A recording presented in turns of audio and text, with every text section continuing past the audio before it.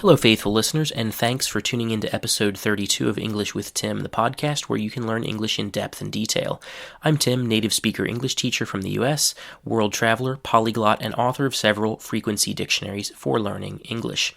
In this week's episode, I'm going to suggest some YouTube channels to you. I admit that I don't use YouTube super often as a teaching tool, mainly because my students kind of automatically go there and find what they want themselves.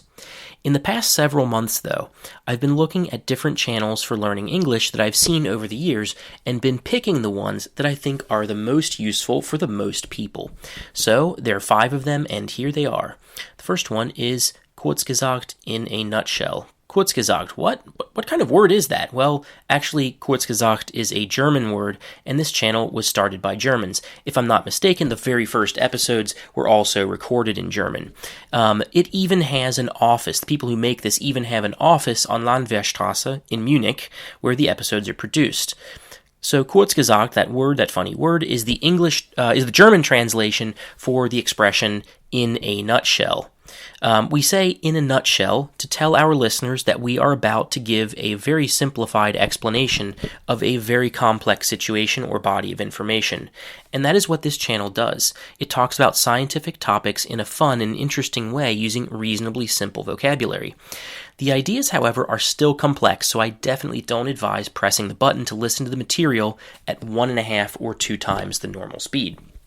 Some topics that this channel has talked about include vaccines, human prehistory, black holes and wormholes, the evolutionary history of eggs, life in the deep sea, genetic engineering on human beings, if aliens visited our planet during prehistory, how we can get unlimited energy from stars, whether people should try to travel to Mars, viruses that are so large that they are almost as big as some bacteria, and lots more. The topics can be really complex, but in a nutshell explains them in a way non-scientists can understand, and in videos that are usually 10 to 15 minutes long.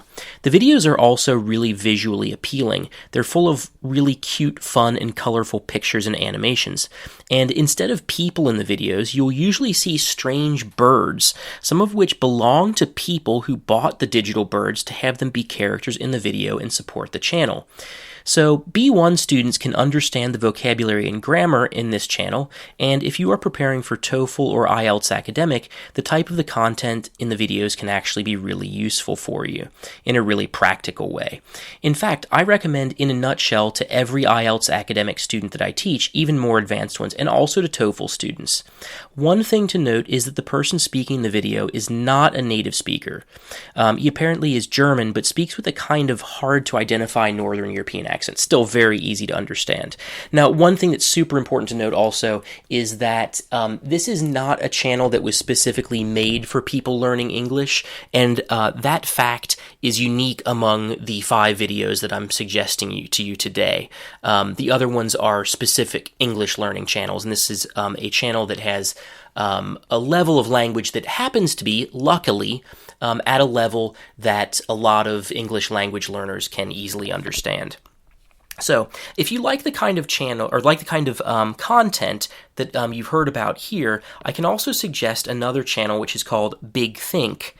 Although the language there is more complex and there is somewhat less effort by the creators to present the information in a really simplified way. That channel, Big Think, also has occasionally some 18+ content. Let's move on to the next channel, the second one. It's called Accurate English. So, Accurate English is hosted by a woman named Lisa, who has been a teacher for many years. If I'm not mistaken, she is located in Las Vegas. At the time of this recording today, so what's the date today? It's November 12th. At the time of this recording, her channel has 180 videos. There are some common themes or topics that this channel returns to often. For example, there are lots of videos that include useful idioms to make your speech more interesting, lots of videos with vocabulary about the economy and the news, lots of videos about confusing pairs of words like breath and breathe, or desert, deserted and desert, or farther and further, and also lots of videos about common mistakes that English language learners make and how to fix those mistakes. Now, sometimes the channel talks about topics that seem very small. For example, how to pronounce simple words like the, can, or can't. These are small changes that can make a serious difference in how natural your English sounds. Other times, the channel talks about a bigger topic for a long time. For example, there are 3 videos, each about 30 minutes long, that teach vocabulary that you would need to buy a house. Accurate English doesn't publish as often as some other channels. Currently, a new episode comes out about every 11 days, but when the content comes out, it is really good. The host, Lisa, also speaks in an extremely clear and easy to understand way and makes advanced English expressions understandable and usable for low intermediate students. Okay, let's move on to the third one, which is called Rachel's English. So, Rachel's English has been around for a long time. I remember first seeing videos from this channel in maybe 2009 or 2010. When this channel was new, it focused almost entirely on pronunciation, and more specifically the pronunciation of American English. For each of the phonemes, or individual sounds of American English, there is an extremely detailed video in which Rachel explains exactly how the sound is made with the different parts of the mouth and throat. If you have difficulty pronouncing a particular sound, there is a video for it on Rachel's English that will help you solve your problem. Just go to YouTube and write in the search bar at the top of the screen the International Phonetic Alphabet symbol for the sound and Rachel's English, and you will find help. Now, the more recent videos on Rachel's English deal with topics like vocabulary for job interviews, learning English from popular TV shows, movie, and music, how to understand fast-spoken English, and how some sounds and words in English are reduced or pronounced in an extremely short way that sounds very different from their written versions. This is a topic that I've covered myself several times in this podcast and called that phenomenon the chewing gum accent, and Rachel also does a good job explaining some parts of that phenomenon. Overall, this is the best channel I've seen for learning pronunciation. Rachel has been making videos for a very long time, and her work has changed how many teachers teach pronunciation and how many students learn it. There were good pronunciation resources before Rachel's English, but there were few of them online, and many were dry and uninteresting. So again, thanks to Rachel for this channel. It really is great. Let's move on to the fourth one. It's called Learn English with English Class 101. Now, that's a pretty long title, but if you just type in English Class 101, you will find the channel. What does 101 mean?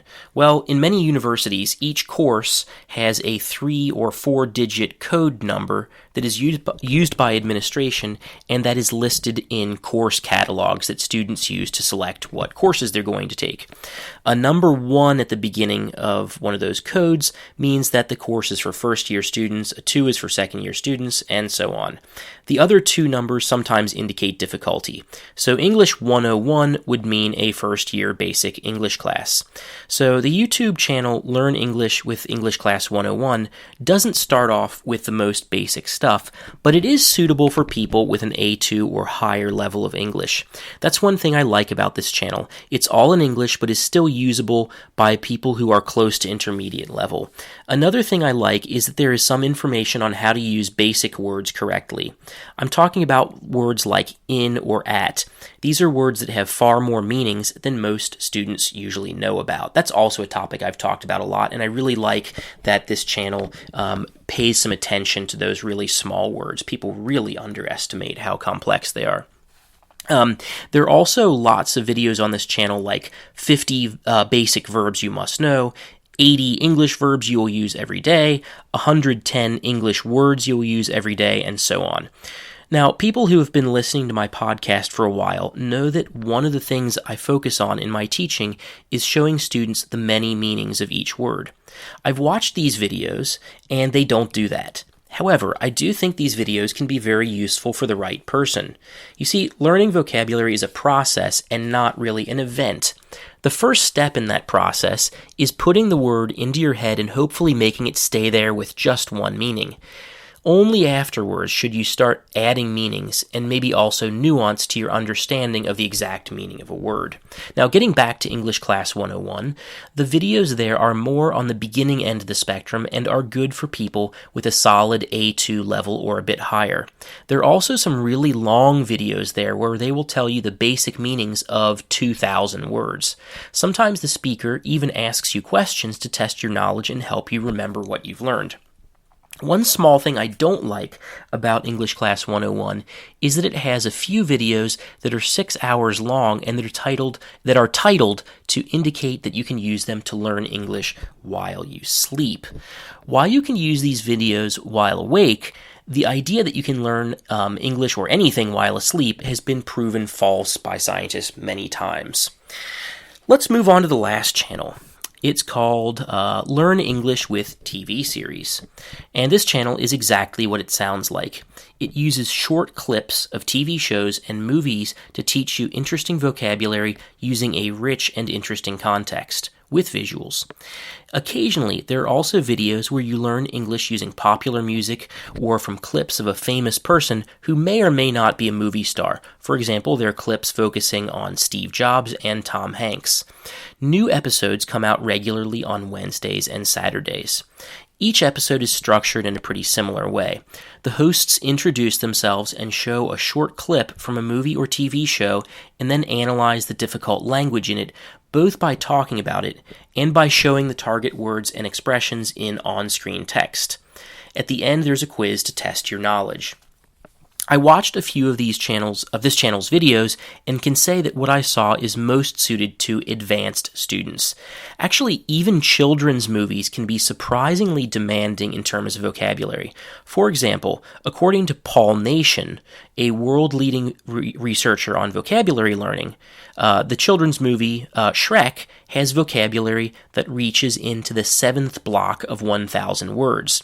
The vocabulary knowledge of intermediate students starts to get shaky in the 4th block of 1,000 words. So Shrek might seem like it's going to be easy. No, it's really not, unless you already have a low advanced level. So still, if you are an intermediate student, I think this isn't a great occasional resource to use because movies and TV are more fun and motivating than textbooks. You will also learn words and expressions here that you will never find in books like English File. I also did want to include a channel that was oriented really a lot more towards advanced students because a lot of these were a little bit more basic. So that's all the 5 channels that I have time to talk about today. Tell me which YouTube channels you watch and what you like and dislike about them. Or maybe you would even like me to start a YouTube channel. If so, tell me what kinds of things you would like me to talk about. That's all for this week. Thanks for listening. See you next Monday.